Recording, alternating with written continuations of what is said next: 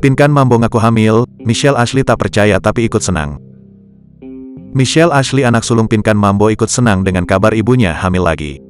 Namun Michelle Ashley seperti tak percaya begitu saja bahwa ibunya kini sudah hamil lagi. Ia menganggap bahwa pernyataan ibunya jika Pinkan Mambo sudah hamil lagi hanya gimik belaka. Kalau itu sih aku belum tahu ya infonya benar atau enggak. Mungkin rumor aja kali ya, kata Michelle. Meski demikian, Michelle Ashley bersyukur jika benar Pinkan hamil anak dari pernikahannya dengan Arya Han. Namun di sisi lain, ia menilai bahwa ibunya terlalu cepat untuk memiliki anak lagi. Kalau emang beneran ya alhamdulillah, rezeki lagi, ujar Michelle Ashley. Tapi kayaknya terlalu cepat karena banyak yang harus dijalani. Aku ada adik-adik juga kan, lanjutnya. Terlepas dari kabar Pinkan sedang hamil, Michelle kini mulai merestui pernikahan ibunya dengan Arya Han. Padahal ia sempat menyatakan ketidaksetujuannya Pinkan menikah dengan Arya.